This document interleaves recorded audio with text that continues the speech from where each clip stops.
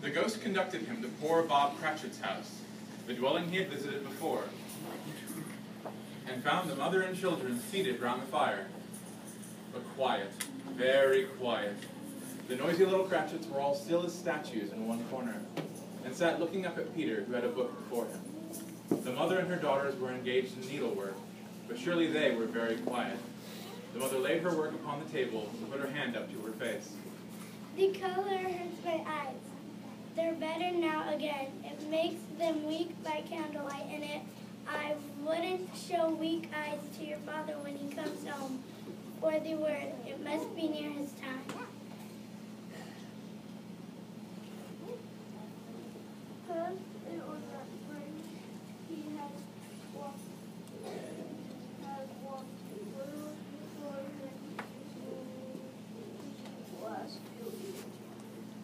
I had known him to walk with Tiny Tim upon his shoulder, very fast indeed, but he was very light to carry, and his father loved him, so that was no problem, and there is your father at the door.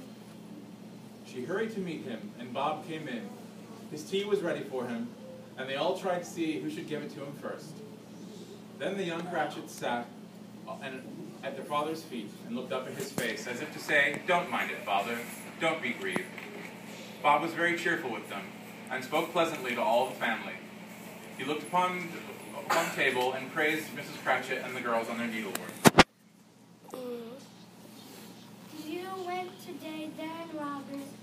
Yes, my dear. I wish you could have gone. It would have done you good to see how green of a face it was. You'll see it often. I promised him that I would walk there on Sunday. My little child! My poor little child!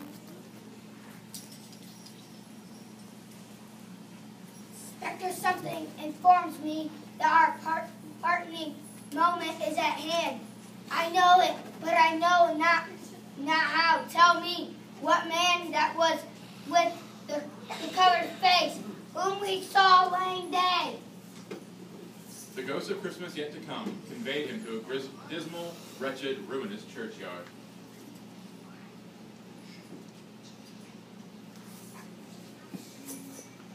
The spirit stood among the graves and pointed down to one. Scrooge crept towards it, trembling as he went, and following the pointing finger, read upon the stone of the neglected grave his own name, Ebenezer Scrooge. Am I the man who laid upon the bed? No spirit or no spirit. Hear me. I am not the man I was. I will not be the man I was. I have been. Why show me this? If I am past all hope, assure me that I may change these shadows. You have shown me by an altar life. I will honor Christmas in my heart and try to keep it in all the year. Oh, tell me I may sponge away the writing on this stone. Holding up his hands in one last prayer to have his fate reversed, Scrooge saw an alteration in the phantom's hood and dress. It shrunk, collapsed, and dwindled down into a bedpost. And yes, the bedpost was his own. The bed was his own. The room was his own. Best and happiest of all the time before him was his own, to make amends in. He was checked in his transports by the church's ringing of the lustiest peals he had ever heard. Running to the window, he opened it and put his head out. No fog, no mist, no night. Just clear, bright, stirring, golden day. What's today? Cried Scrooge, calling down to a boy in Sunday clothes.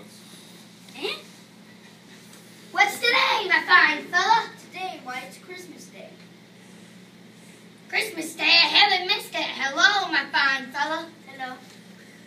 Do you know the bunch is not the one in the next street, but at the corner? I should hope I did. An intelligent boy, a remarkable boy. Do you know whether they stole the prize turkeys? That was hanging up there. Not the little prize turkey, the big one. What? The big one as big as me? What a delightful boy. It's a pleasure to talk to you. Yes, my buck. It's hanging there now. It isn't. Go and buy it. Rambler. No. I am interested. Go and buy it.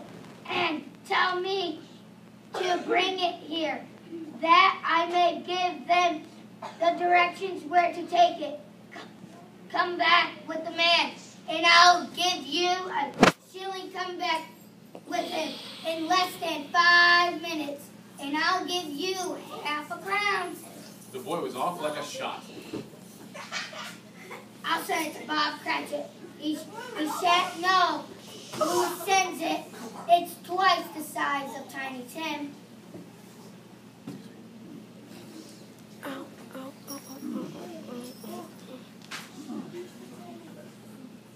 Mr. Scrooge dressed himself all in his best and at last got out into the streets. The people were by this time pouring forth, as he had seen them with the grocer Christmas presents. And walking with his hands behind him, Scrooge regarded everyone with a delightful smile. He looked so irresistibly pleasant, in a word, that 3 or 4 good-humored fellows said, Good morning, sir, and a Merry Christmas to you. he was early at the office that morning, wanting to be there first and catch Bob Cratchit coming in late. The clock struck 9, and no Bob. A quarter passed. No Bob. Bob was a full 18 minutes and a half behind his time. Bob's hat was off before he opened the door. He was on his stool in a jiffy and driving away with his pen, as if he were trying to overtake 9 o'clock. Hello, what do you mean by coming here at this time of the day? I'm very sorry, sir. I am behind my time. You are? Yes, I think you are. Step this way, please. Now, I tell you what, my friend, I am not going to stand for this sort of thing any longer.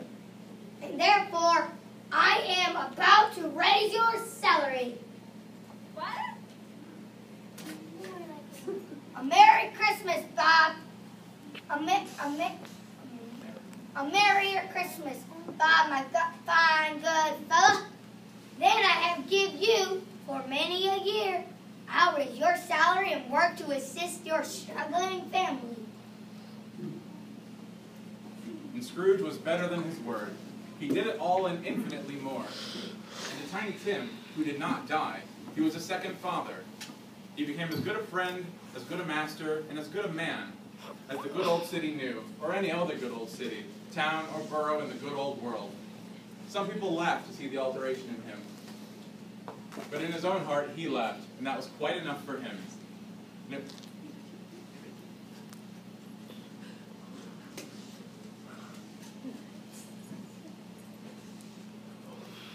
It was always said of him that he knew how to keep Christmas well. And may that be said of us, all of us. And so, as Tiny Tim observed, God blesses everyone.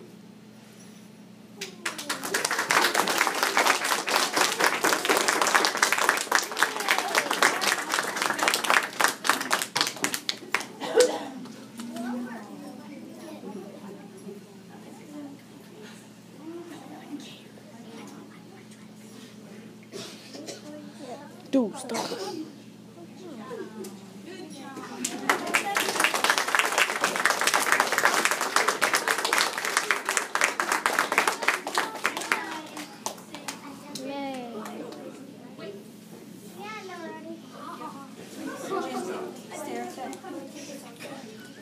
All right, I want to thank you guys so much for coming. I just want to give a quick shout out to who played everybody. So.